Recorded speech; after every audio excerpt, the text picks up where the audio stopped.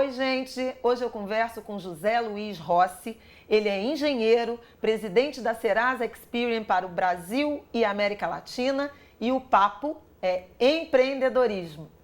Rossi, bem-vindo à nossa entrevista. Muito obrigado, Flávia, pela oportunidade.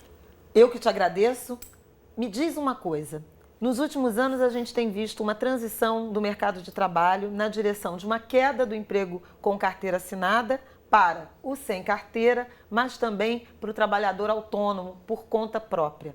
O futuro do trabalho é, em vez de empregado, fornecedor, em vez de patrão, cliente?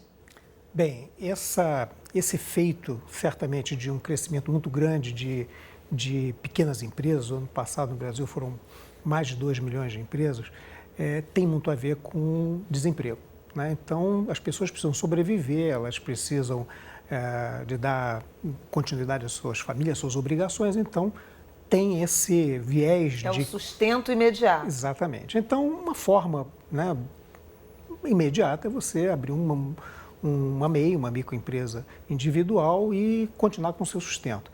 Mas o mercado de trabalho está mudando, né? Ou seja, ele não é mais o mesmo do que era 40, 50 anos atrás, ele vem evoluindo. A gente viu nos anos 80 uma coisa muito interessante, é que pessoas viram seus pais, por exemplo, depois de carreiras de 20, 25 anos, perder os empregos com a primeira recessão. E aí aquela lealdade que existia nas empresas, ela meio que foi questionada, né? Esse horizonte de se enxergar do início ao fim do ciclo de vida produtiva numa mesma empresa, num mesmo empregador, ele foi perdendo força, né? Foi se dissolvendo. Ele foi perdendo força e, além disso, agora a gente tem um outro efeito, né? Que é o efeito da longevidade, né? Não dá para pensar que você vai ter 50, 60 anos de vida produtiva fazendo a mesma coisa, né? No mesmo lugar. No mesmo lugar. Então mudou tudo. A vida das pessoas eram 20 anos para se formar, né? Depois dos 20, digamos assim, aos 60, né? Depois 15 anos de aposentadoria e era isso, né? No máximo 75 anos. Hoje não é mais isso. A gente tem uma vida muito mais longa, profissional, e ela tem que ser diferente. Agora, então, na verdade, você está falando que tem dois elementos. Um conjuntural, que tem a ver com a crise e o aumento das demissões e a necessidade de sobrevivência. Outro que é estrutural das transformações do mercado de trabalho.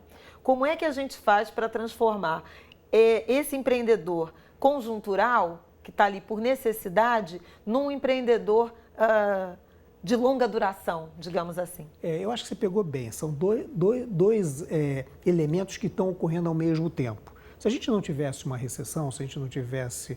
A gente mesmo assim teria uma onda de empreendedorismo, né? Tem estudos que mostram que nos Estados Unidos, daqui a alguns anos, 50% dos empregos serão empregos não de empresas estabelecidas. As pessoas vão trabalhar por conta própria. Estarão trabalhando para empresas, mas estarão trabalhando para a sua própria empresa como subcontratado. Novos modelos, né, de contratação. Até porque existe um conjunto enorme de novas profissões, né? As organizações, elas teriam que ter uma agilidade que elas não têm para poder abrigar todo tipo de profissional que o mercado está requisitando. Então, essas novas profissões muitas vezes são,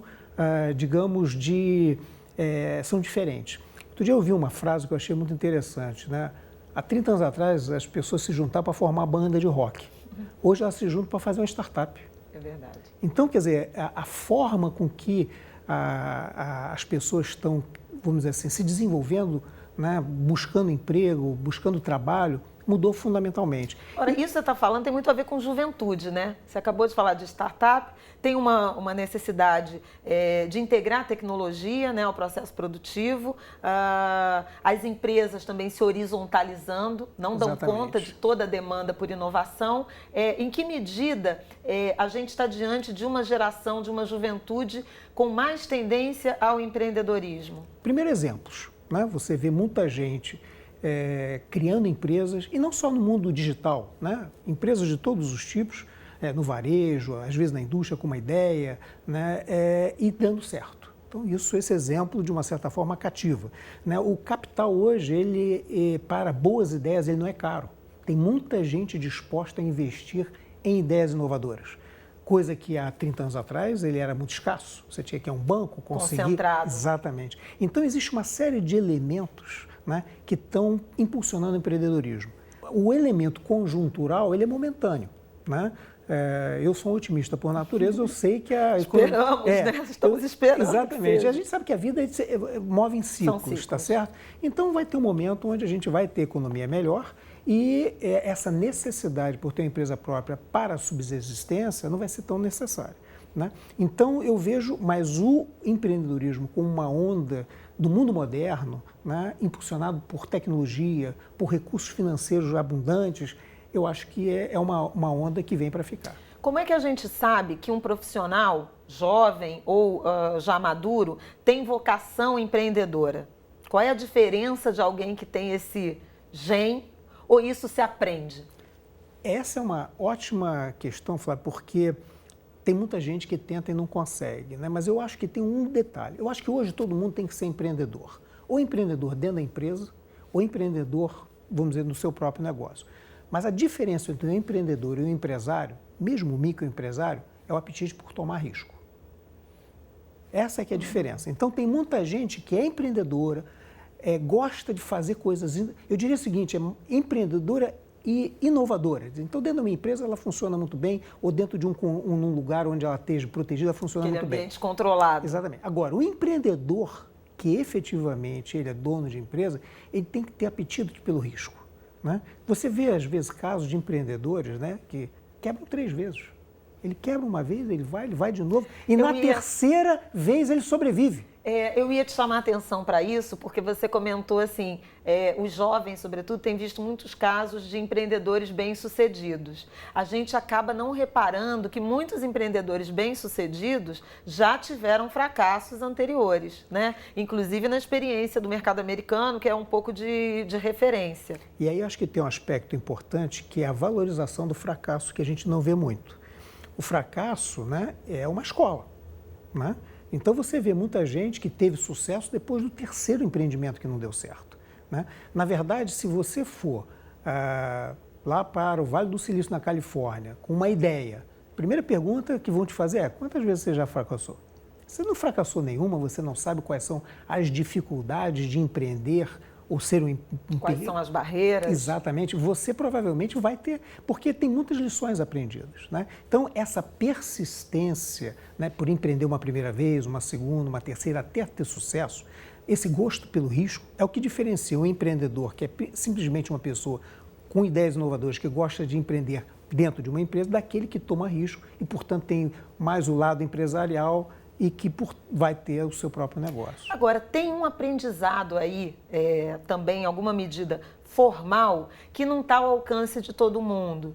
Me dá um pouco de sensação de que carreiras, por exemplo, relacionadas à administração, economia, já incorporaram, na universidade eu falo, né, no ensino formal, alguns elementos de empreendedorismo, de gestão, noção de estruturação de projetos e outras carreiras que, em tese, nada tem a ver com essas funções mais administrativas, elas passam ao largo. Você acha que também o sistema de ensino, o sistema educacional precisa mudar na direção de ampliar esses horizontes e apresentar o empreendedorismo como uma opção de trajetória profissional?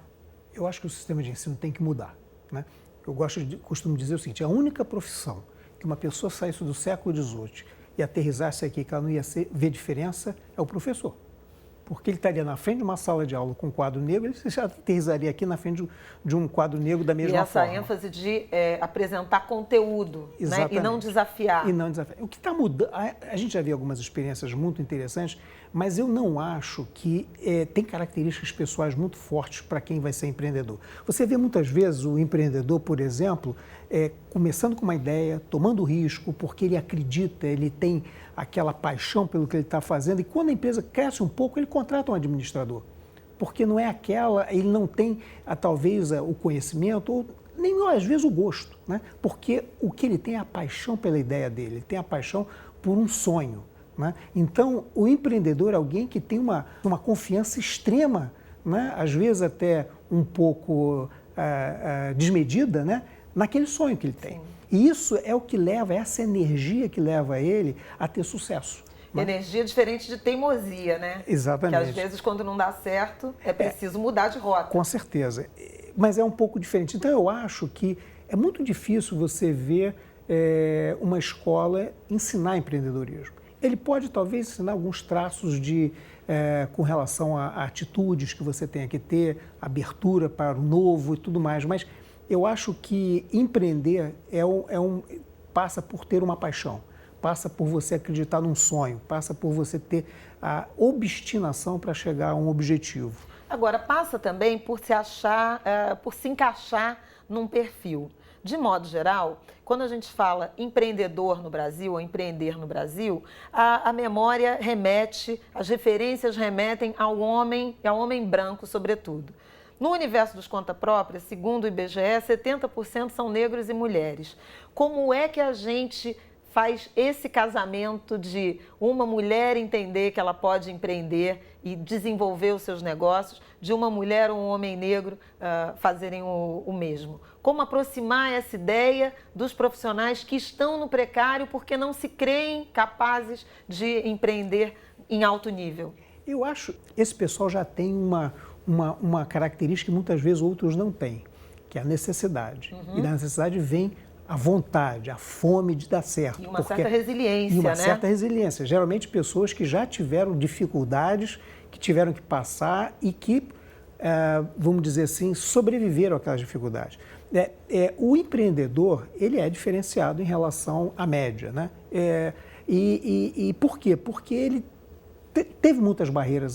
Então, ele quando chega e busca aquela, vamos dizer, concretizar uma ideia, ele já se diferenciou por conta daquilo. Agora, o que a gente precisa é ajudar esses profissionais. Outro dia, eu tive uma experiência com uma empresa que faz as peças assim, de contabilidade para pequenos empreendedores, né, para MEIs e tudo mais. E aí ele começou aí algumas comunidades para encontrar pessoas, costureiras, etc. e tal. E quando ele chegou lá, pessoas às vezes de baixa instrução, mas com altíssimo sentido comercial. Né? E rapidamente ele falou assim, olha, eu consegui explicar melhor para aquelas pessoas o meu produto, né? Porque elas, o tino comercial, a visão, elas só não tinham as ferramentas. Né? Então o que a gente precisa ajudar essa pessoa é dar ferramentas, porque a vontade está lá, né? O tino comercial muitas vezes já está lá. A vocação está lá, o talento está lá. Tá lá. O que falta são as ferramentas para que aquela pessoa possa ter sucesso. Não deixar de pagar um imposto, não ter uma multa desnecessária, quer dizer, ter orientações sobre aqueles aspectos que não têm a ver com o negócio fim dela. Né? E muitas vezes as pessoas, esses empreendedores, desistem porque a burocracia é difícil, porque as barreiras são grandes, né? E ela não tem a ajuda necessária. Ninguém precisa ensinar aquela costureira a costurar bem, tá certo? O ofício dela ela sabe muito bem. A negociar preço ela sabe muito bem. O que ela não sabe muitas vezes é organizar a empresa dela para que ela tenha sobrevivência. E que ela multiplique essa riqueza. José Luiz Rossi, muito obrigado por participar da nossa entrevista. O prazer foi meu. E aí, gostou dessa conversa? Quer assistir de novo? Quer ver a temporada inteira? Liga no Futura Play. Até a próxima!